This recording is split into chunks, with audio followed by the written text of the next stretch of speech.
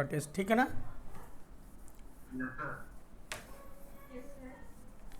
तो बच्चों मैंने आपको एसिड बेस कॉन्सेप्ट में क्या बता दिया था, बोलो। सबसे पहली बात तो ये है कि लुईस अम्ल वालों के खुद के H+ और OH नहीं होते हैं, वो वाटर से H+ ले लेते हैं और OH- त्यागते हैं, जिससे कि वो बेस की तरह व्यवहार करते हैं। और जल से जब OH- ग्रहण कर लेते हैं तो फिर H+ फ्री करते हैं, जिससे कि वो अम्ल की तरह व्यवहार करते हैं, ठीक है ना। इसलिए लुईस वालों की अम्लीयता और जो आर्हीनियस वालों की अम्लीयता ज़्यादा हमेशा किसकी होगी, बोलो। आर्हीनियस वालों की ज़्यादा होगी, ठीक है ना। उसके बाद अम्लीयता तुलना करने के लिए दो बातों का ध्यान रखते हैं। पहली बात तो क्या है, बोलो राहुल। पहली बात तो क्या है कि H+ कितनी आसानी से निकलेगा, और दूसरी बात क्या देखते हैं, बोलो H+ निकलने के बाद जो संयुग्मी क्षार है वो क्या होना चाहिए, स्थायी बनना चाहिए। ये दो बातें देखते हैं, ठीक है ना। और फिर मैंने आपको बताया था अम्लीयता को प्रभावित करने वाले कारक। तो अम्लीयता को प्रभावित करने वाले कारक में मैंने आपको बताया था इलेक्ट्रॉन खींचने वाले कारक, अर्थात -R, -Hc, -I, p π/d π, ये सभी अम्लीयता में वृद्धि कर देंगे, क्योंकि ये हाइड्रोजन को H+ की तरह निकलने में मदद करेंगे। और दूसरा जो संयुग्मी क्षार है उसको भी क्या बनाएंगे, बोलो स्थायी बनाएंगे। और -R, -Hc खुशी किस स्थिति पे हो तो अम्लीयता ज़्यादा बढ़ जाएगा। ज़्यादा कब बढ़ेगी, बोलो ऑर्थो और पैरा पे, ठीक है ना बेटा। मतलब ऑर्थो वाले पैरा वाले हमेशा मेटा वालों से ज़्यादा होंगे। और -R वाले ग्रुप बिल्कुल याद होना चाहिए आपको। -R वाले मतलब जिनमें भी पाई बंध विद्युत ऋणी, मतलब NO2CnCO, NO2CnCO कम से कम ये तो याद ही होना चाहिए आपको, ठीक। उसके बाद बताया था मैंने दान करने वाले कारक, मतलब +R, बोलो तुम लोग याद है ना, +R, Hc, p π और +I, ये हाँ ये सभी अम्लीयता को घटाएंगे, क्योंकि हाइड्रोजन को H+ की तरह निकलने में मदद नहीं करेंगे, ये उसका विरोध करेंगे।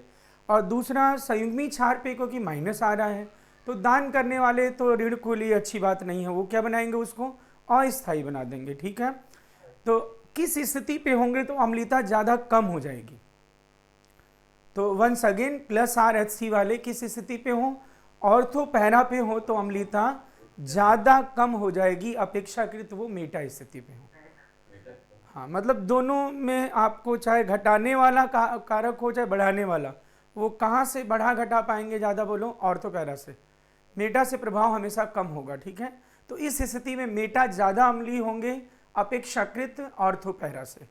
अब मैंने बताया था यदि ऑर्थो पैरा से अनुनाद वाले कारक समान हो जाएं तो अम्लीयता की तुलना, यदि अंतः अणुक हाइड्रोजन बंध उपस्थित है तो अंतः अणुक हाइड्रोजन बंध के आधार पर करेंगे, और अगर अंतः अणुक हाइड्रोजन बंध अनुपस्थित है तो अंततः प्रेरणिक प्रभाव के आधार पर करेंगे, बोलो ठीक है।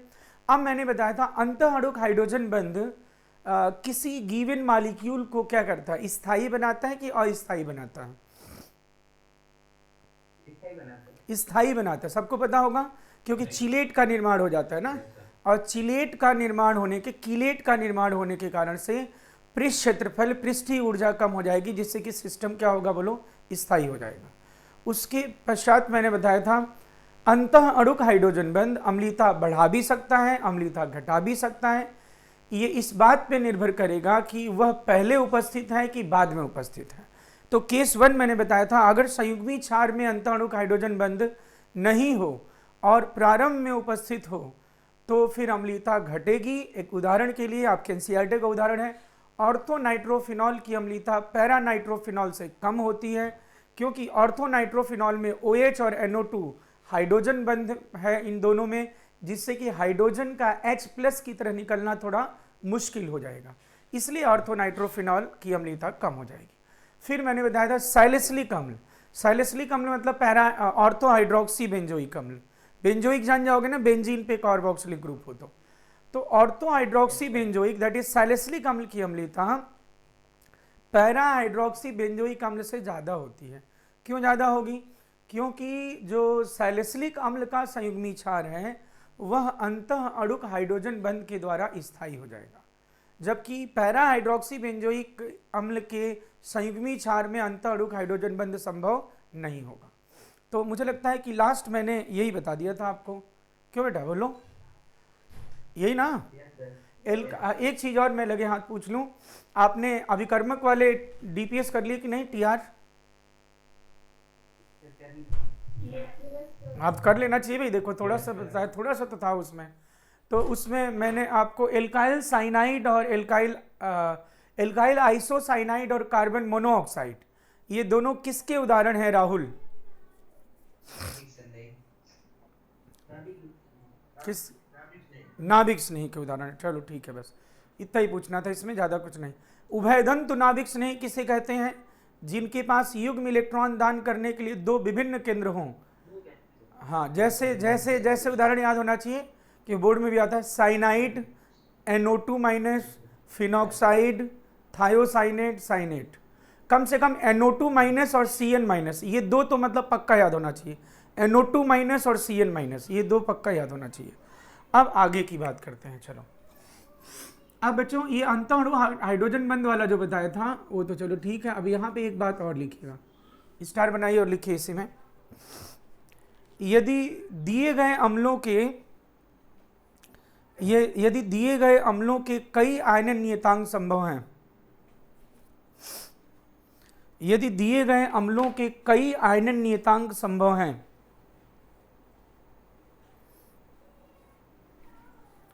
तो अम्लीयता की तुलना, यदि दिए गए अम्लों के कई आयनन नियतांक संभव हैं तो अम्लीयता की तुलना प्रथम आयनन नियतांक के आधार पर किया जाएगा। तो अम्लीयता की तुलना प्रथम आयनन नियतांक के आधार पर किया जाएगा। प्रथम आयनन नियतांक के आधार पर किया जाएगा। यदि दिए गए अम्लों के कई आयनन नियतांक संभव हैं तो अम्लीयता की तुलना प्रथम आयनन नियतांक के आधार पर किया जाएगा।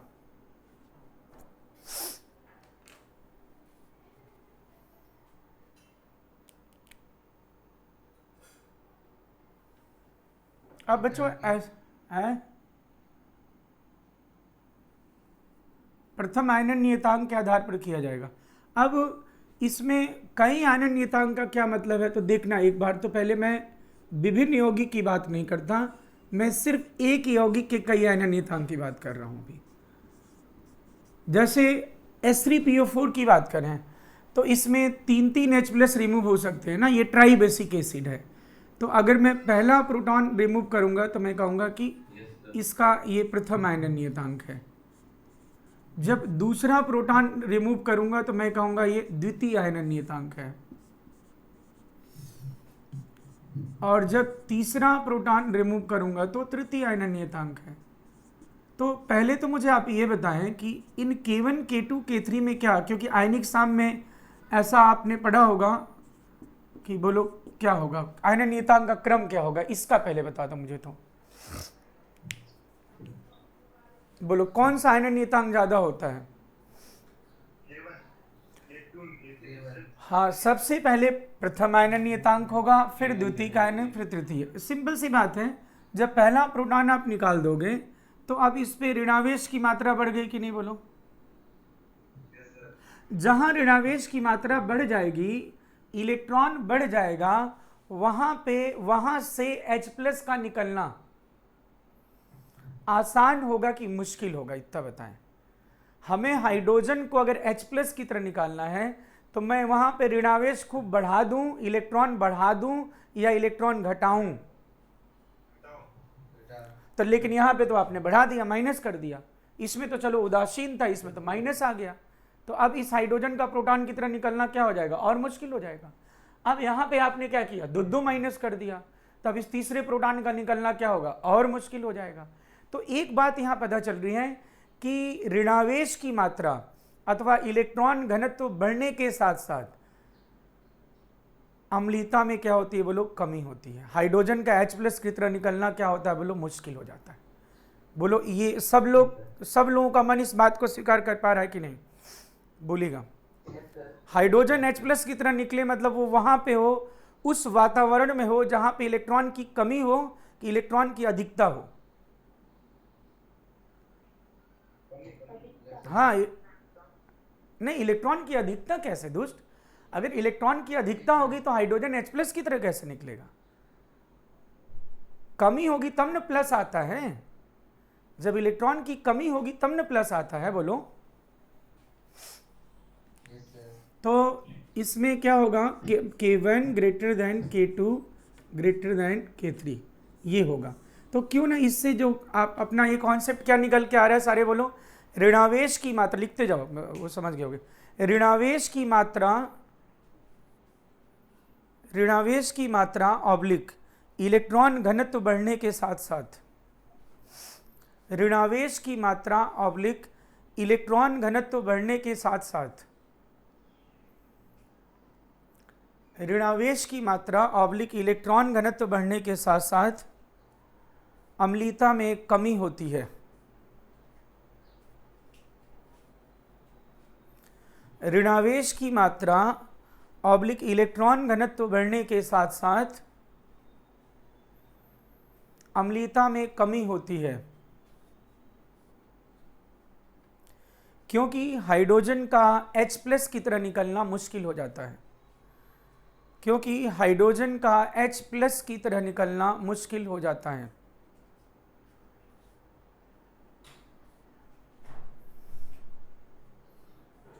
बेटा ये आप लोग समझ पा रहे हो, हितेश, खुशी,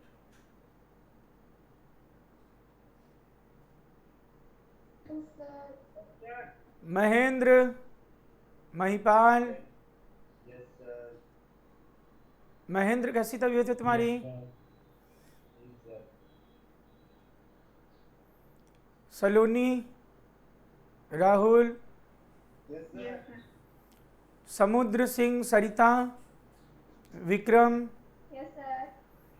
हाँ ये ध्यान रखना कि प्लस तभी आता है जब इलेक्ट्रॉन कम, ये तो वैसे भी आप जानते हो ना, इलेक्ट्रॉन हटाते हैं तभी तो प्लस आता है, जब इलेक्ट्रॉन ज़्यादा रहेगा तब तो माइनस आएगा ना, तो माइनस, जब इलेक्ट्रॉन ज़्यादा होगा तब तो हाइड्रोजन H- की तरफ जाना चाहेगा।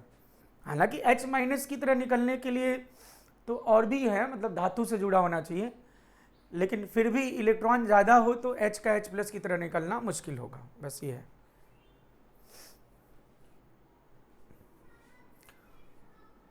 OH और OR में खुशी किसका +R ज़्यादा होता है? क्लोराइड, ब्रोमाइड और आयोडाइड वलय को सक्रिय बनाते हैं कि निष्क्रिय बनाते हैं?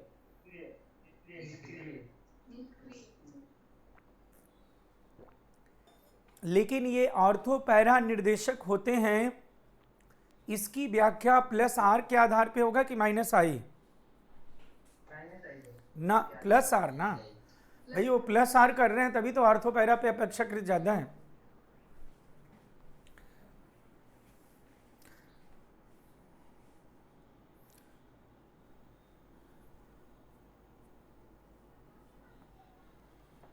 नाइट्रो ग्रुप कैसा है, मेटा निर्देशक की ऑर्थो पैरा?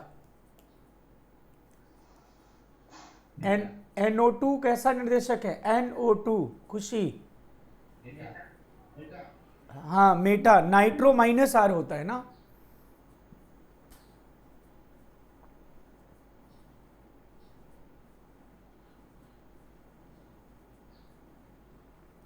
NH2 और OH किसका +R ज्यादा होगा? हाँ NH2 का।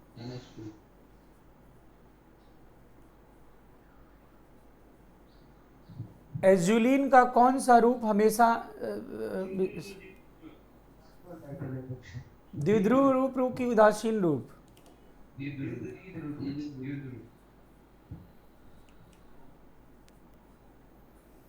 खुशी, साइक्लो ऑक्टा टेट्रा इन डाई एनायन में कितने पाई बंद होते हैं?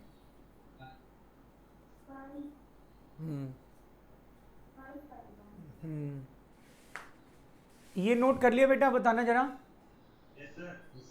हितेश, सबने नोट कर लिया? ठीक है। अब चलो, एक तो ये बता दिया, जो आयनिक साम्य में आपने +1 में कहीं न कहीं जिक्र हुआ है कि प्रथम आयनन नियतांक ग्रेटर देन द्वितीय आयनन नियतांक, ऐसा करके आपने पढ़ा होगा। अब उसके बाद मैं अब जो जिक्र करने जा रहा हूं, अब अपने सिंगल ऑर्गेनिक में आ जाते हैं। और ये चीज सबको मैंने बताया हुआ, देखना जरा। एसिडिटी डायरेक्टली प्रोपोर्शनल टू के वैल्यू, के मतलब एसिड का आयनन नियतांक, ionization constant for acid.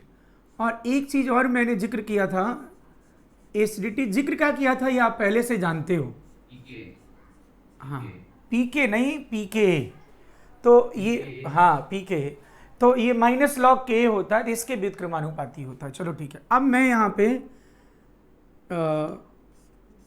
Maleic और फ्यूमेरिक अम्ल की बात करने जा रहा हूँ। हे बच्चों, जब हम समावयवता पढ़ेंगे तो समावयवता में आपको मैं सिस ट्रांस भी बताऊंगा, प्रकाश की भी बताऊंगा, लेकिन अभी यहाँ पे सिस सुना तो जरूर होगा सबने कि एक जैसे द्विबंध के सापेक्ष एक जैसे समूह अगर एक तरफ हो तो उसे कौन सा रूप कहते हैं, बोलो? सिस रूप। और ये यौगिक जो है, ये नाम है इसका मैलेइक एसिड। क्या बेटा? Maleic acid. और अगर मैं यहाँ पे लिखूँ C∪C और इसकी त्रिविम व्यवस्था में थोड़ा सा अंतर कर दूँ, दोनों कार्बोक्सिलिक एक दूसरे के क्या कर दूँ, बोलो? विपरीत कर दूँ। हाँ बेटा,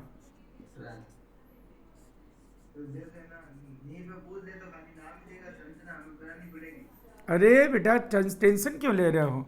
ये मैलेइक, तुम तो ये पूछ रहे हो कि सर 2 चौको 8 आएगा तो मैं 8 कैसे लिखूंगा? नहीं समझे मैं क्या कह रहा हूँ? तुम जो बात पूछ रहे हो ना, वो हास्यास्पद है। नहीं समझे, ये इतनी बार रिपीट हो जाता है हर जगह कि तुम्हें अपने आप ही क्या होगा, बोलो? याद करने की जरूरत नहीं है। अब मैं कहूँगा साइक्लोऑक्टाटेट्राइन समतली की असमतली, बताओ? हाँ, खत्म बात। और जब नहीं जानते थे तो नहीं जानते थे, तो ये मैलेइक फ्यूमेरिक याद थोड़ा ना करना पड़ता, इतनी जगह यूज हो जाएगा। और टीएस करोगे तो डीपीएस में आ जाएगा, मतलब फिर याद, अपने फ्रेंड्स का नाम याद करते हो क्या? तुम लिस्ट बना के रट्टा मारते हो? नहीं बताओ, मैं तुम लोगों का नाम क्या रटता हूँ क्या? मुझे तो नाम याद है, तो वैसे याद हो जाता है नाम, तो ऐसे ही उसकी टेंशन ना, ये तो आप टेंशन ही छोड़ दो। आप तो समझ लो जो बात है, याद कराने की गारंटी तो मेरी है, आप तो समझना है, उस पर डिस्कस कर लो बस। मैलेइक मतलब, अब ये सिस और ट्रांस में भी मैं क्यों ये ज़्यादा बोलूँ, अलग ही एक चैप्टर ही है समावयवता, आप जानते हो, उसमें संरचनात्मक, समरूपण, ज्यामितीय, प्रकाशिकी, समझे ना, पूरा बहुत डिटेल है वो। तो बेटा इसमें आप समझ लो, डबल बॉन्ड के सापेक्ष दोनों एक जैसे समूह एक तरफ हैं, कम दूरी पे हैं तो सिस, और यही ज्यादा दूरी पे हैं तो क्या होगा? ट्रांस। तो फ्यूमेरिक वाला ट्रांस है। चलो ठीक है। अब इसमें 2 कार्बोक्सिलिक दिख रहे हैं कि नहीं, आपको बताइएगा? 2 कार्बोक्सिलिक ग्रुप हैं कि नहीं, बोलो? थोड़ा इसको इधर बना दो। 2 कार्बोक्सिलिक हैं, तो जब पहला H+ निकालूंगा तो उससे मैं बोलूंगा प्रथम आयनन नियतांक, और जब दूसरा H+ निकालूंगा तो क्या बोलूंगा? द्वितीय आयनन नियतांक। हाँ, ऐसा कह रहा हूं। अब इसकी अम्लीयता किस बेसिस पे तुलना किया जाएगा, देखिएगा। ये मैं लिख रहा हूँ फ्यूमेरिक है तो इसे KF1 लिख रहा हूँ, मतलब first ionization constant for fumaric अम्ल। हितेश, फ्यूमेरिक अम्ल का प्रथम आयनन नियतांक KF1 प्रदर्शित करता है ये। और ये मैं जब KM1 लिखूंगा, इसका मतलब मैलेइक अम्ल का प्रथम आयनन नियतांक। तो चलो पहला प्रोटॉन निकालो। चलो H+ हटाया है, चलो H+ हटाया है और ऑक्सीजन पे नेगेटिव चार्ज पाया है, C∪O और ये OH और ये H और ये H। अब मैलेइक एसिड का संयुग्मी क्षार को क्या कहा जाए? तो आप HNO3 के संयुग्मी क्षार NO3 को नाइट्रेट कहते हो, एसिटिक एसिड होता है तो एसीटेट कहते हो, सल्फ्यूरिक एसिड तो सल्फेट कहते हो, बोलो ना। परक्लोरिक एसिड का परक्लोरेट कहते हो, फलाने एसिड हो तो फलानेट कहोगे, डमाकेट कहोगे। तो ऐसे ही अगर मैलिक एसिड है तो क्या बोलोगे? मैलिएट। क्या बोलोगे? मैलिएट। अब फ्यूमेरिक होगी तो क्या बोलेंगे? फ्यूमेरेट। क्या बोलेंगे? हाँ। हाँ, तो अब ये मैं H प्लस रिमूव कर दिया है और ये इसमें भी H प्लस रिमूव कर देते हैं और प्रथम आयन नियतांक इसका बनाते हैं। प्रथम आयन नियतांक के बाद ये बन गया CO minus C double bond OH और ये H और ये H और ये बन गया बेटा फ्यूमेरेट और ये रहा आपका H प्लस। अब बच्चों दोनों में तुलना करते हैं। अम्लीयता समान, एक ही पंच लाइन है, Amul the taste of India. अम्लीयता के लिए क्या है? अम्लीयता समानुपाती संयुग्मी क्षार का स्थायित्व। एक ही बात है ना, बोलो। अम्लीयता अगर बोलूंगा तो तुम्हारे मन में क्या आना चाहिए? समानुपाती संयुग्मी क्षार का स्थायित्व। बोलो, है कि नहीं? हाँ। और अब मैं स्थायित्व तुलना करूंगा दोनों में। अब देखते हैं निगेटिव एक सिग्मा पाई। ओहो, प्रभावी अनुनाद है दोस्त। दोनों बार ये ऋण कहाँ घूमेगा? ऑक्सीजन पे। चलो अच्छी बात है। इसमें देखो नेगेटिव सिग्मा पाई। ओहो, इसमें भी दोस्त, इसके पास भी, यानी same same cut cut, same same. अब सेम सेम हो गया वो तो कट हो गया। अब एक्स्ट्रा क्या है देखते हैं। अच्छा एक मिनट, फोन और फोन से जुड़े हुए H हाइड्रोजन बंद करते हैं। ये देखो O से जुड़ा हुआ H और ये देखो ची ची ची, ये ची ची ची ची क्या है राहुल? ये है इलेक्ट्रोस्टैटिक अट्रैक्शन, वैद्युत स्थितिकी आकर्षण। अब यह अंत अणुक हाइड्रोजन बंद अगर होगा तो बोलो स्थायी ये बनेगा कि अस्थायी बनेगा? और अगर ये स्थायी बनेगा तो अपने अस्तित्व को बनाए रखेगा और H प्लस रहेगा free free free free free. हाँ, अब तुम इधर आ जाओ, फ्यूमेरेट में देखना जरा। हे बच्चों, फ्यूमेरेट में O माइनस और इधर कार्बन से जुड़ा हुआ H है। ये बताओ महेंद्र, क्या कार्बन से जुड़ा हुआ हाइड्रोजन हाइड्रोजन बंध में भाग लेता है कि फोन से जुड़ा हुआ? हाँ, लेकिन फोन से जुड़ा हुआ जो ये O वाला H है ये तो इधर है। हाँ, मतलब ये ऐसा है, ऐसा देखो ऐसा। अब कैसे रिंग, कैसे मैं दोनों हाथ ऐसे किया हुआ तो रिंग बना सकता हूँ क्या? हाँ, तो ये दूर हैं इसलिए आपस में हाइड्रोजन बंद नहीं कर सकते। तो ऑब्वियसली ये स्टेबल हो गया। तो आप बोलो कौन सा आयनन नियतांक ज्यादा माना जाएगा? मैलिक अम्ल का प्रथम आयनन नियतांक की फ्यूमेरिक अम्ल का?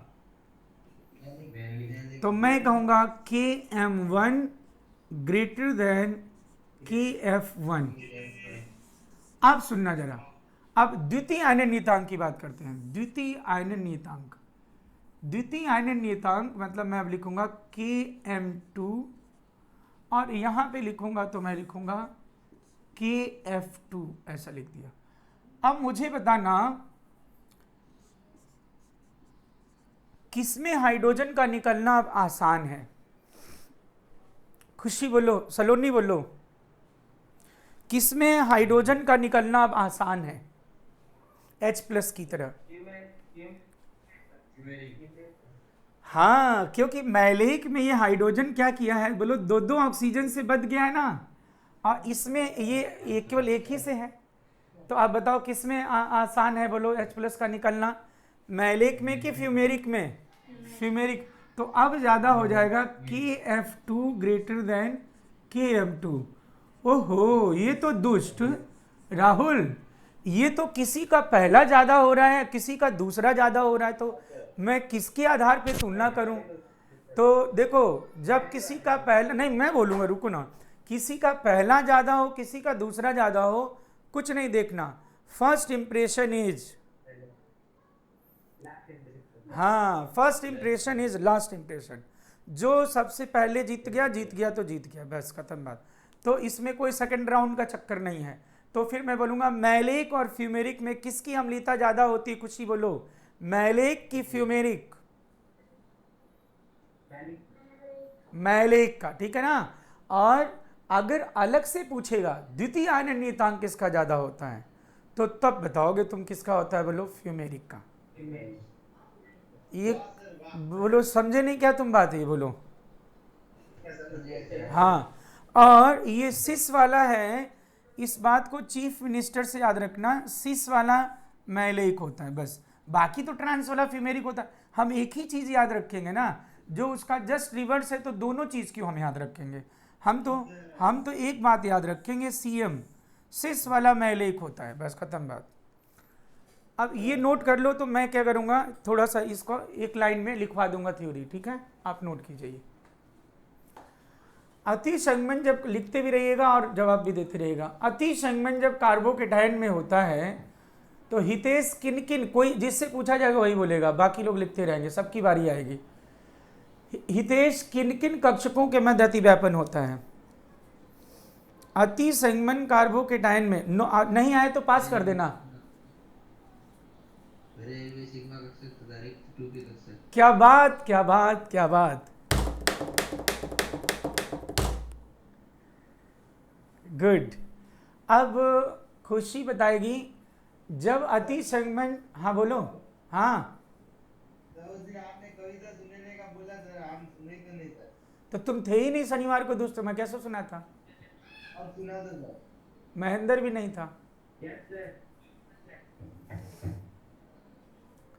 लिख चुके क्या तुम लोग ये? हम लिख देंगे। हाँ लिखते रहो, चलो। जिंदगी है तो ख्वाब है, ध्यान से सुनना। जिंदगी है तो, हाँ कौन है ये?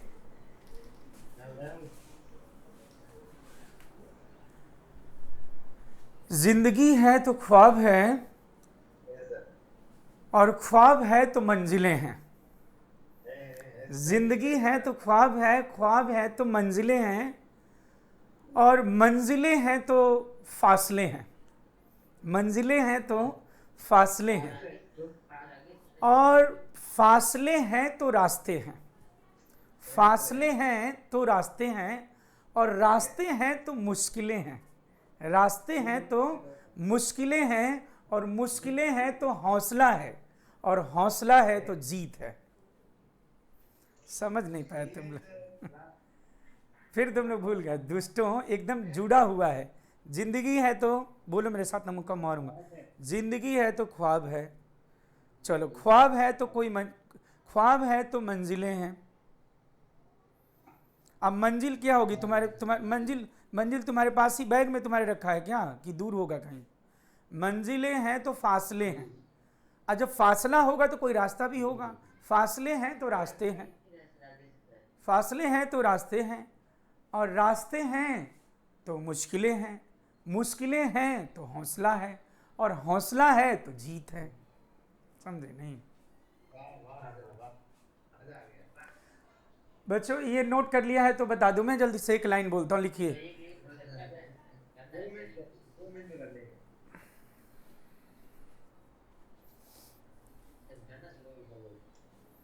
अरे ये चैप्टर तो खत्म हो जाने दो, तब मैं गिटार भी रखा हुआ, हारमोनियम रखा हुआ, सब यहीं से बजा के सुना दूंगा तुम लोग को।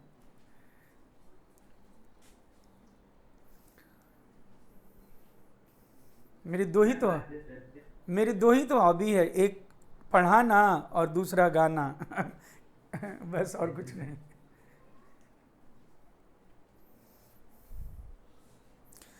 ये नोट कर लिया तो मैं एक लाइन इसका बस लिखवा देता हूं। और ये मैलिक अम्ल वाला, फ्यूमेरिक अम्ल वाला आरबीएससी के पाठ्यक्रम में तो है, दिया हुआ है, जो लास्ट में जो चैप्टर है त्रिविम समयता वाला, उसमें किसकी अम्लता ज़्यादा ऐसे करके। बाकी एनसीईआरटी में सीबीएसई वालों को नहीं है ये, बाकी कंपटीशन में तो सबके आता है ये। आप बोल दूं भाई, बोलूं एक लाइन? अच्छा अच्छा,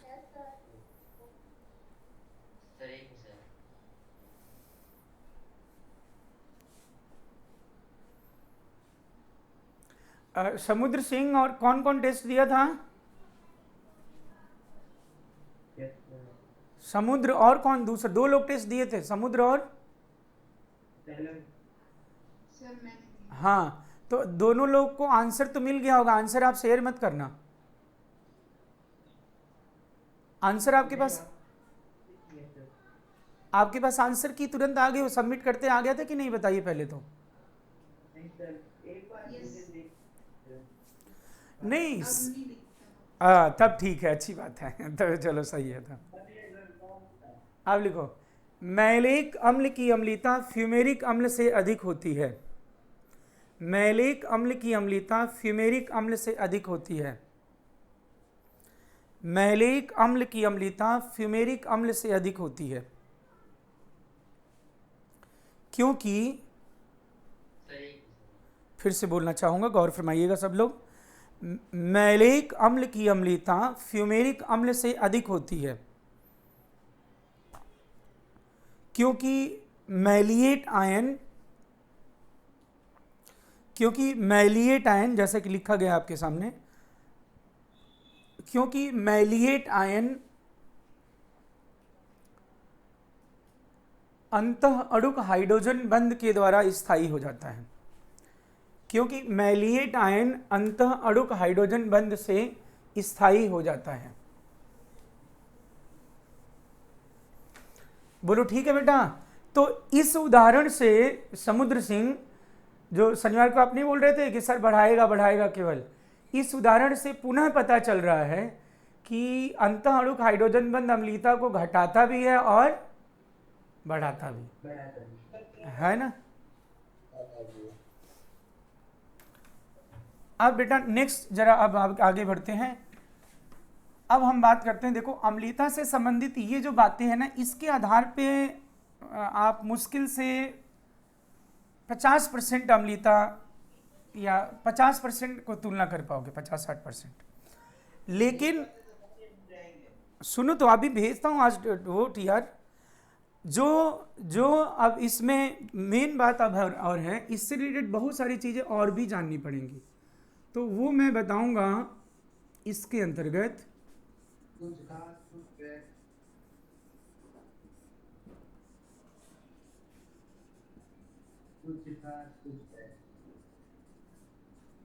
फैक्ट्स रिलेटेड टू अम्लता। नहीं, अभी तो बेसिसिटी की बात ही नहीं हो रही है ना। अभी तो पहले एसिडिटी की बात होगी, फिर बेसिसिटी की बात होगी, फिर अनुप्रयोग की बात हो जाएगी। तो बच्चों इसमें, हाँ बालक,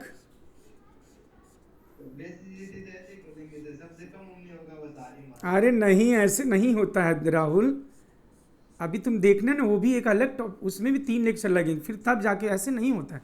तुम देखना ना, पहले देखते जाओ तब ना पता चलेगा।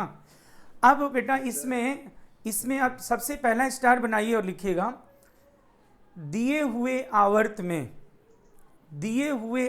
में अम्लीयता, दिए हुए आवर्त में अम्लीयता समानुपाती, दिए हुए आवर्त में अम्लीयता समानुपाती संयुग्मी निष्कट, दिए हुए आवर्त में अम्लीयता समानुपाती केंद्रीय परमाणु की विद्युत दृढ़ता।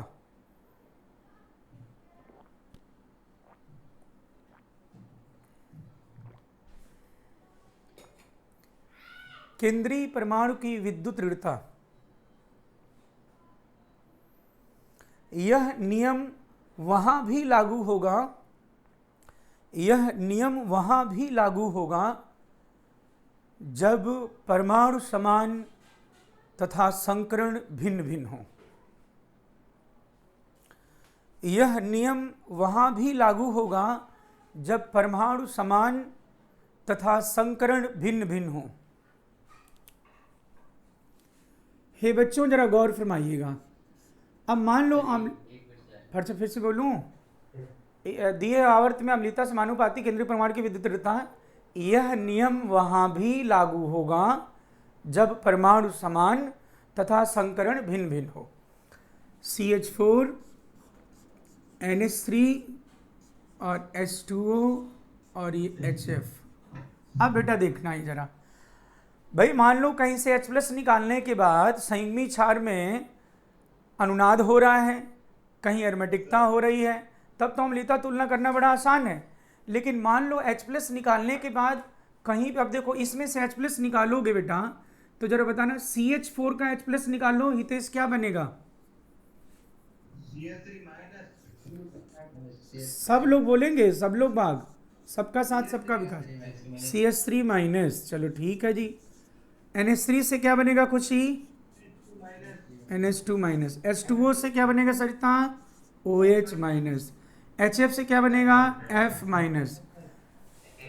विक्रम, हाँ विक्रम, हाँ ये तो बेटा ठीक है ना, संयुग्मी क्षार बना दिया।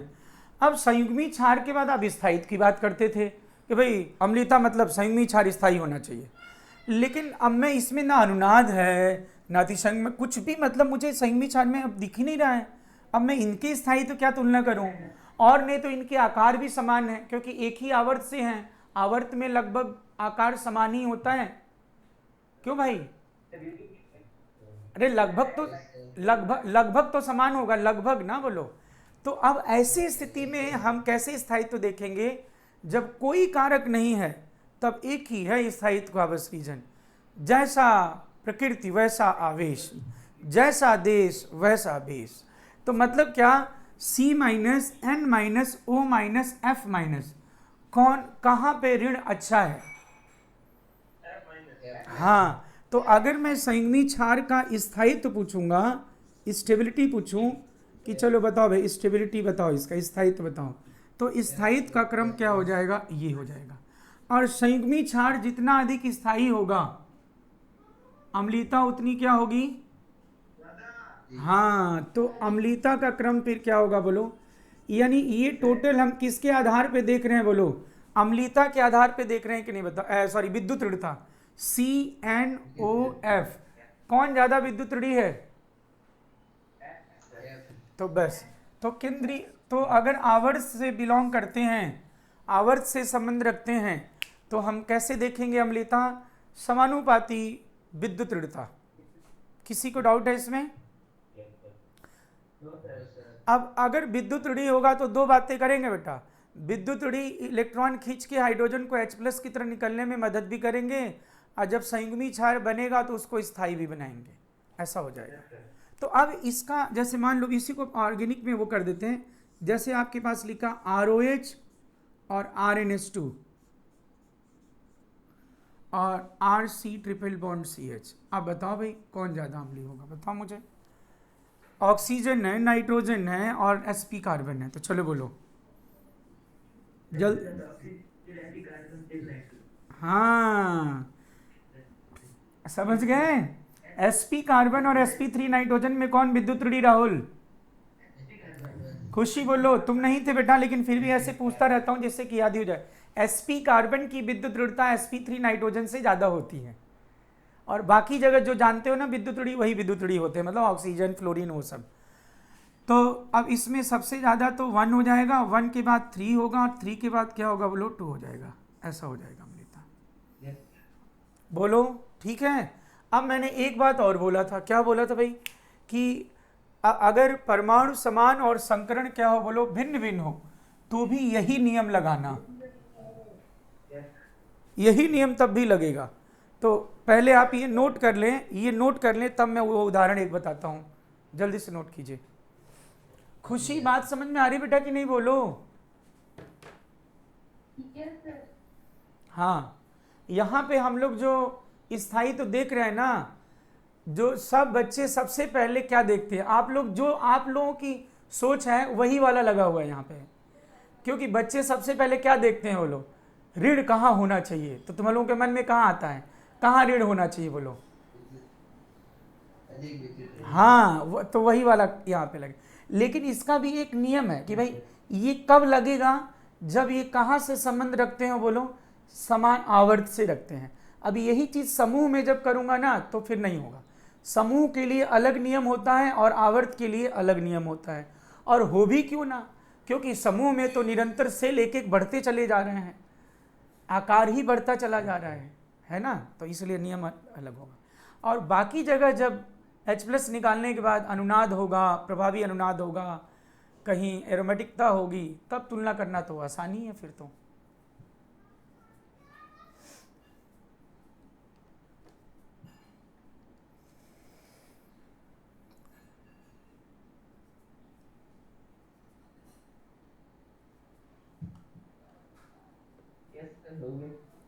नोट कर लिया? सबने नोट कर लिया बेटा, बोलिएगा। Yes sir. ठीक है जी। और अब मैं यहाँ पे परमाणु समान और संकरण भिन्न वाला एग्जाम्पल बता रहा हूँ। CH4 C2H4 और C2H2, इनकी अम्लीयता बतानी है। तो इनमें अंतर क्या है बोलो?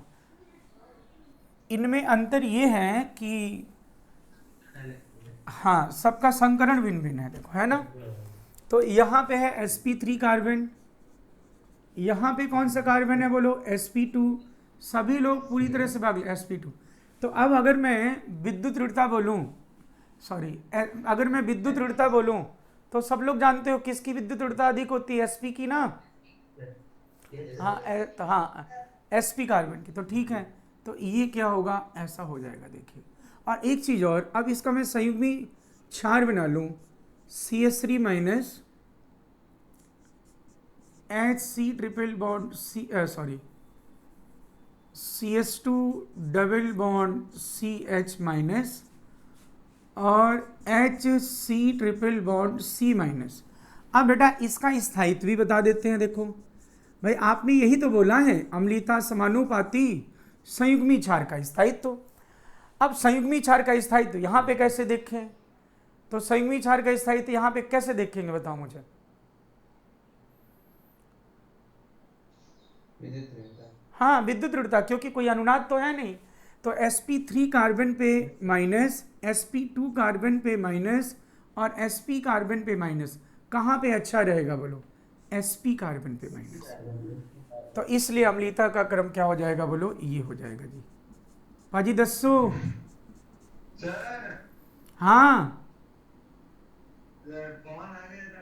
पूरे पूरे किया था आपने क्या? नहीं कुछ नहीं किया। देखो बेटा, अब ये परमाणु समान है और संकरण भिन्न है, ठीक है ना। sp3 है, sp2 और sp है। तो मैंने कहा परमाणु समान और संकरण भिन्न हो तो भी विद्युत ऋणता के समानुपाती होगी अम्लीयता। तो अब अगर मैं इसका संयुग्मी क्षार बनाऊं तो CH3 माइनस बना, इसका ये C माइनस बना, इसका ये बना, ठीक है। अब इसका स्थायित्व तो कैसे देखा जाए? अब इसमें अनुनाद तो है नहीं, तो मैं कैसे देखूं स्थायित्व? तो फिर वैसे देखूंगा, जैसी प्रकृति वैसा आवेश। तो sp ज़्यादा विद्युत ऋणी है तो उस पर माइनस ज़्यादा अच्छा है, ये थोड़ा कम है तो ये कम अच्छा है। sp3 कार्बन बहुत कम विद्युत ऋणी होता है, इसलिए निगेटिव का वेलकम उतने अच्छे से नहीं करेगा। इसलिए संयुग्मी क्षार का स्थायित्व किसका ज़्यादा होगा बोलो? sp कार्बन वाले का। हाँ तो सही विचार बनाए तो सीधे देख लेते ना, वहाँ ऐसे है ना ऊपर ही। हाँ, तो ये मैं आप वो तो सीधे पता चल गया। तो कई बार ना, ये बहुत चालाक हैं पेपर जो लेते हैं, कई बार तुमसे अम्लीयता पूछेंगे ही नहीं, मतलब ये खत्म। तुम्हें सिर्फ कहेंगे इनकी स्थायित्व इनका व्यवस्थित करो। तो इनका स्थायित्व व्यवस्थित किस आधार पे किया है मैंने, बताओ? अनुनाद के आधार पे कि विद्युत ऋणता के आधार पे बोलो? हाँ हाँ, बस ये। तो मतलब अगर पहला कथन है तो दूसरा व्याख्या है, मतलब अम्लीयता का पहला क्रम है, सही है ना। और दूसरा मैं कहूँ क्यों है वो ऐसा, तो ये दूसरा कारण लिखा हुआ है, क्योंकि इस संयुग्मी क्षार का स्थायित्व ये होता है। राहुल समझे क्या? सलोनी, समुद्र सिंह, सरिता, खुशी, समझ गए ना? हाँ, अच्छा, तुम लोग अभिकर्मक वाला सॉल्व किए थे ना? सही से बोलना, तुम लोग झूठ नहीं बोलना। कौन नहीं किया है? विक्रम सॉल्व किया है कि नहीं? और खुशी और हितेश, हाँ सर किए। महिपाल, महेंद्र,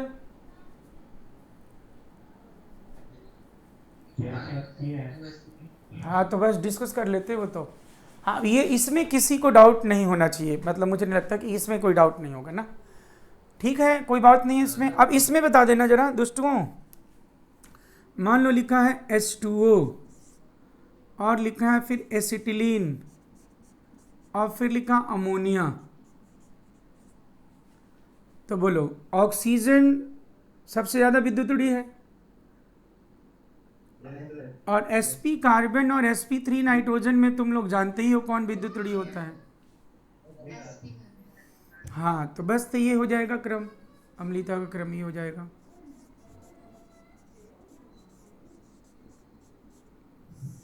ये पाजी दसो। अब बेटा लिखिए, नेक्स्ट लिखिएगा, दिए हुए समूह में अम्लीता समानुपाती। हाँ, स्टार बनाओ ना, स्टार, बस स्टार बनाते जाओ, हम तो 4 तारों की बात करते हैं। अच्छा ये सुनो, ये TRTS की बातें बहुत परेशान करती हैं। गौर फरमाइए, गौर फरमाइए, सब लोग गौर फरमाइए। ये TRTS की बातें बहुत परेशान करती हैं। चलो इन्हें चांद पे ले जाते हैं, चलो इन्हें चांद पे ले जाते हैं। ये TRTS, सब लोग गौर फरमा रहे हैं कि नहीं? पहले तो मुझे इतना बता दो। खुशी, महेंद्र, हाँ, ये TRTS की बातें बहुत परेशान करती हैं। चलो इन्हें चांद पे ले जाते हैं और इन्हें भी 1/6 ग्रेविटी का एहसास कराते हैं। इन्हें भी 1/6 ग्रेविटी का एहसास कराते हैं। बच्चों चलो आज यूं ही फट्टेबाजी करते हैं। ऐसा, ये वाली कविता पूरी सुनाऊंगा, टोटल 70 लाइन है, बाद में सुनाऊंगा। ये तुम लोग अब स्टार ऐसे बना रही, वो स्टार आया इसलिए याद आ गया मुझे। ये बोलूं भाई, स्टार वाला। दिए हुए समूह में अम्लीता समानुपाती, दिए हुए समूह में अम्लीता समानुपाती, दिए हुए समूह में अम्लीता समानुपाती बंध लंबाई, दिए हुए समूह में अम्लीता समानुपाती बंध लंबाई। अब बेटा समूह की बात जब होगी ना, दिए हुए समूह में अम्लीता समानुपाती बंध लंबाई। अब क्योंकि समूह में नीचे जब जाओगे आप, तो विद्युत ऋणता में भी परिवर्तन हो रहा है और बंध लंबाई में भी परिवर्तन हो रहा है। लेकिन जो ज़्यादा परिवर्तन माना गया, मतलब देखा गया, वो किस में ज़्यादा परिवर्तन हुआ बोलो? वो परिवर्तन हुआ बंध लंबाई में। तो अगर कोई रिजल्टेंट 2 कारकों पे निर्भर करता है, तो जो कारक ज़्यादा वेरिएबल होगा, ज़्यादा वेरिएशन होगा, वही उस रिजल्टेंट को नियंत्रित करेगा। तो एक विद्युत ऋणता में परिवर्तन हो रहा है, दूसरा बंध लंबाई में परिवर्तन हो रहा है। तो ज़्यादा परिवर्तन जो पाया गया वो किस में पाया गया? बंध लंबाई में, क्योंकि एक एक सेल नया क्या होते हैं बोलो, नीचे जाने पे ऐड होते जाते हैं, तो आकार क्या होता जाएगा? बढ़ता चला जाएगा। तो अगर मैं बोलूं कि सबसे ज़्यादा धनावेश की मात्रा कहाँ पे है, तो इसका क्या जवाब देंगे? एक बात हो गई। और कौन जल्दी से आयनीकृत हो जाएगा, ये दूसरी बात हो गई। तो अगर मैं कहूँ कि सलोनी बताओ, किस पे धनावेश की मात्रा अधिक है, HF वाले H पे कि HI वाले H पे? HI वाले नहीं, फ्लोरीन वाले। फ्लोरीन ज़्यादा विद्युतड़ी है तो ज़्यादा इलेक्ट्रॉन खींचेगा, ऐसा। लेकिन अपने को मतलब केवल H पे प्लस से नहीं है ना, मुझे उस H से क्या लेना देना जो H प्लस तो है लेकिन माध्यम में स्वतंत्र नहीं हो रहा है। अम्लीयता के लिए कौन उत्तरदायी होता है? बधा हुआ H प्लस की स्वतंत्र H प्लस? इतना बताना बस मुझे। स्वतंत्र H प्लस ना, लेकिन HF में बंध इतना मजबूत है, वो जल्दी से आयनीकृत नहीं होगा, बंध मजबूत है। इसलिए हम यहाँ पे, अगर मैं द्विध्रुव आघूर्ण पूछता, अगर मैं धनावेश की मात्रा हाइड्रोजन पे पूछता, तो सबसे ज़्यादा तो HF वाले पे है। लेकिन अम्लीयता पूछोगे तो अम्लीयता हम H पे प्लस की मात्रा से नहीं, हम देखते हैं कि वो जल्दी से आयनीकृत हो जाएगा कि नहीं। तो आयनीकृत किस में हो पाएगा बोलो? HI वाले में। ऐसे ही अगर मैं बोलूँगा H2O और H2S, तो H2S होगा। ऐसे ही मैं बोलूँ NH3 और PH3, तो PH3 हो जाएगा। NH4 प्लस PH4 प्लस, तो ऑब्वियसली PH4 हो जाएगा। ROH RSH तो RSH हो जाएगा। बोलो पाजी, किसी को डाउट है? No sir. हाँ, अच्छा महेंद्र,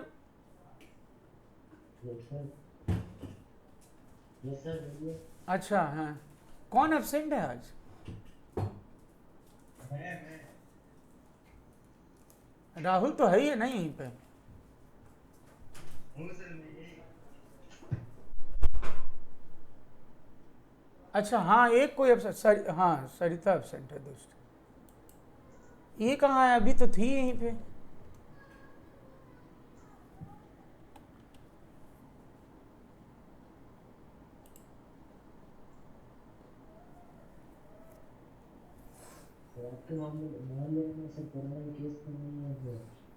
अरे तो है तो क्या करोगे, उधर उधर है, पता नहीं कहाँ है। क्यों नहीं, अगल बगल दीक्षा वाला हॉस्टल के पास है। तो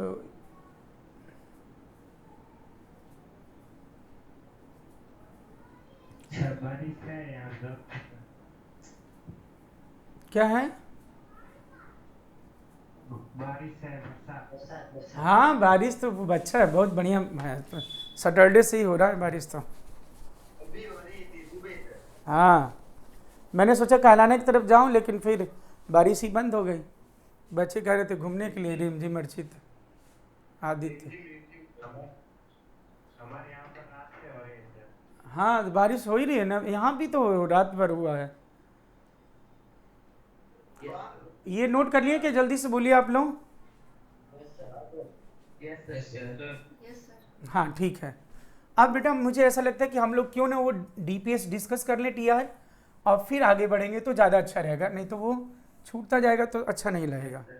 तो चलिए उसमें तो फटाफट बता दें कि बहुत छोटा सा वो तो है ही, कितना है ना। चलिए भाई, अट्टे फटे चक देंगे, मार के मुक्की दब लेंगे।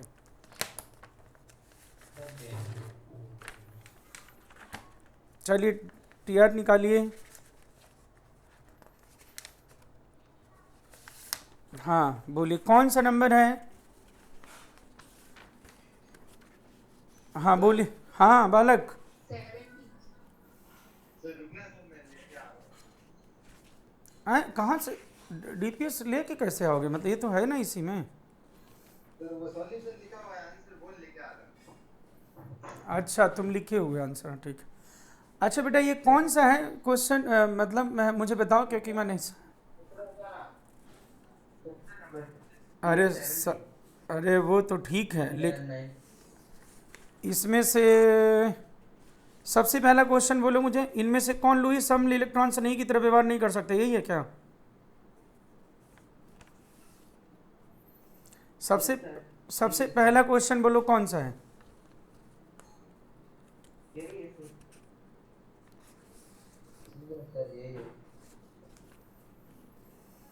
दूसरा क्वेश्चन कौन सा है? सलोनी बोलो, खुशी बोलना। इनमें से कौन सा आयन अणु लुईस क्षार नाभिक स्नेही की तरह व्यवहार कर सकते, यही है? Yes sir. ठीक है। अब इसमें चलिए फिर सॉल्व कर लिया जाए। क्वेश्चन नंबर 1, राहुल आ गए?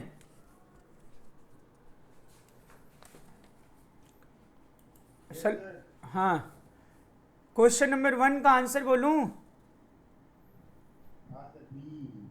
इनमें से कौन इलेक्ट्रॉन स्नेही की तरह व्यवहार करेगा? Bombay is right option. Bombay, सबने सही किया है, क्योंकि इसके पास D कक्षक है, क्योंकि इसके पास D कक्षक है, इसके पास D कक्षक है, इसलिए बोलो ठीक है। उसके बाद दूसरा, इनमें से कौन सा आयन अणु लुईस क्षार नाभिक स्नेही की तरह व्यवहार कर सकता है? हाँ देखा तुम, लेकिन लोन पेयर नहीं है दुष्ट के पास। हाँ उसके पास लोन पेयर नहीं, उसके पास पाई है। तो पाई से दान कर देगा ना वो तो, ठीक है ना। अब चलो मुझे बताओ, क्वेश्चन नंबर 3 का आंसर आपने क्या लिखा है? हाँ डेल, क्योंकि डेल तो नाभिक्स नहीं है। तीसरे का डेल, चौथे का डेल, क्योंकि ईथर तो लुईस क्षार होते हैं। खुशी सही किया है कि गलत, देख लेना बेटा। 4 नंबर डेल हो गया। 5 नंबर, 5वें का ए, ऐसे अणु जिसमें केंद्रीय परमाणु सन के द्वारा पाई बंध से जुड़े हों, है ना। क्वेश्चन नंबर 6, इनमें से कौन इलेक्ट्रॉन्स नहीं है? ए। क्वेश्चन नंबर 7, इनमें से, अरे इनमें से कौन इलेक्ट्रॉन्स नहीं है? ये तो सारे हैं दुष्ट। इनमें से कौन सा इलेक्ट्रॉन्स नहीं है लिखो। But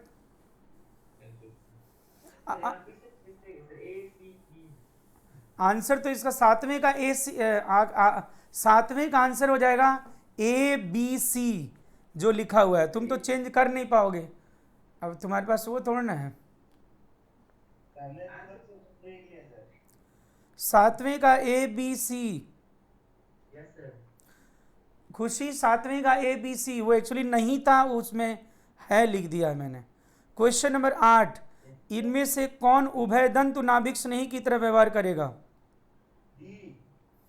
all of these, all of these, क्योंकि NO2 माइनस तो ही है, O पे माइनस है, Cn में C पे भी है और नाइट्रोजन पे लोन पेयर है। चेन्नई में जब अनुनाद कराओगे तो ऑक्सीजन पे आएगा माइनस, एक बार कार्बन पे। खुशी ओके तो ठीक है, कुछ नहीं। सही किया है कि नहीं देख लो।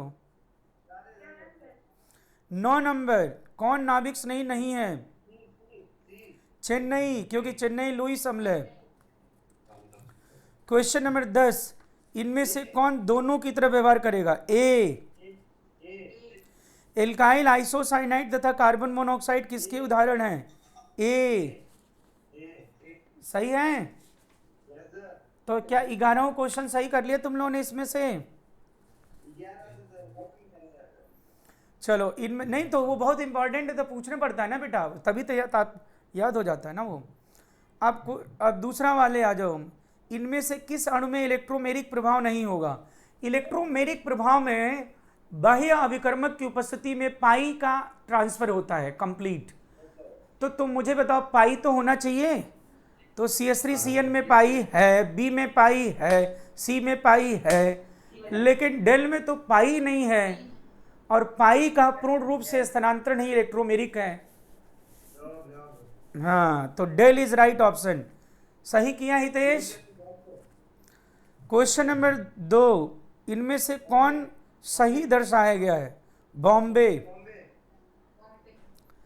क्वेश्चन नंबर 3, इनमें से कौन इलेक्ट्रॉन्स नहीं है? ई। 4 नंबर, इनमें से कौन नाभिक नहीं है? ए, बिल्कुल सही। 5 नंबर, इनमें से कौन सा इलेक्ट्रॉन्स नहीं है?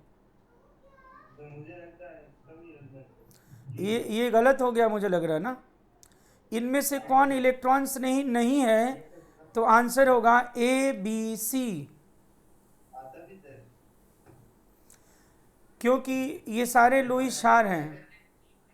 इसका होना चाहिए कौन से इलेक्ट्रॉन्स नहीं है, तो है तो डेल हो जाता आंसर ना। तो इनमें से कौन सा इलेक्ट्रॉन्स नहीं, अभी तो जो लिखा उसके अकॉर्डिंग आंसर लिखो ना तुम तो। इसमें हाँ, 5वें का ए बी सी, 5वें का ए बी सी, 6ठे में बॉम्बे। ए कौन बोला? ए कौन बोला? हाँ, सिल्ली नाइट्रोजन पे प्लस है, 5 बंद बनाएगा क्या दुष्ट वो? 7वें में इनमें से कौन इलेक्ट्रॉन्स नहीं है? तो ए भी है, कमी है, सी है, डी कक्षक है, डी है, डी में भी होगा, बी नहीं होगा। बी में ऑक्सीजन क्या ग्रहण करेगा क्या? बॉम्बे। Question number 8, Bombay. हाँ बॉम्बे, बॉम्बे सही किया। 8वें का बॉम्बे, खुशी। Yes, sir. 9 number, alkyl cyanide का जल अपघटन किया जा सकता है। जी। चेन्नई। Chennai. जब उच्च दाब पर कार्बन मोनोऑक्साइड को सांद्र NaOH के साथ अपघृत करते हैं तो प्राप्त होता है। चेन्नई, बेट चेन्नई थोड़ा ना होता है। सोडियम फॉर्मेट, डेल होगा, डेल डेल डेल, सही है ना, डेल होगा। सब लोग याद आ गया? हाँ, याद किया था, कब लिखा है मैंने? अरे तो वही तो जो सेम रहेगा वो तो वही आएगा ना दोस्त। क्वेश्चन नंबर 1, इनमें अब कुलाम का जो फार्मूला है Q1 Q2 अपन R स्क्वायर, वो तो वही रहेगा ना, बाकी चेंजेज होगा। इनमें से कौन सा युग्म लुईस अम्ल क्षार अपक्रिया दर्शाएगा? तो लुईस अम्ल क्षार के लिए एक लुईस अम्ल होना चाहिए, दूसरा लुईस क्षार होना चाहिए। तो चलो ए में बोलो। ए में FeCl3 लुईस अम्ल है, Cl2 तो FeCl3 हैलोजन कैरियर है कि नहीं, बोलो। Yes sir. हैलोजन कैरियर आएगा, Cl2 से Cl माइनस ले जाएगा। बॉम्बे में AlCl3 आएगा, Cl माइनस ले जाएगा। चेन्नई में C2H5 लुईस क्षार है, ZnCl2 लुईस अम्ल है। डेल is right option. Samudra Singh, क्या किसी ने सही किया है? किसी ने सही किया है कि नहीं पूछ रहा हूं। सलोनी,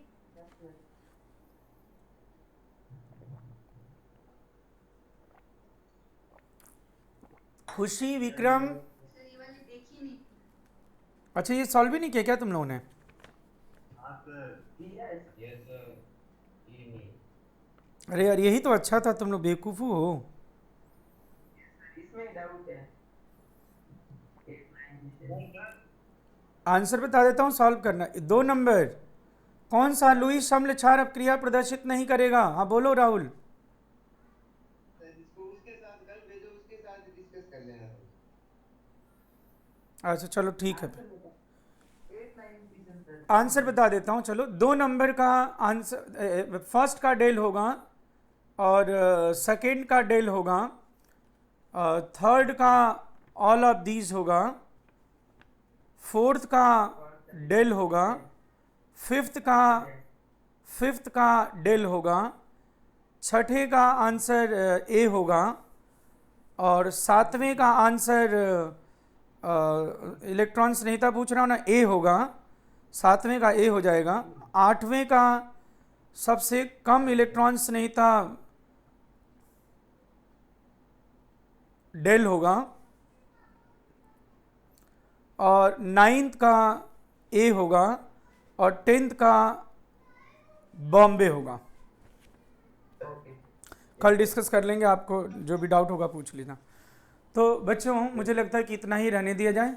तो बच्चों आज के लिए बस इतना ही। Okay, thank you, bye bye. Bye bye बेटा, बाय।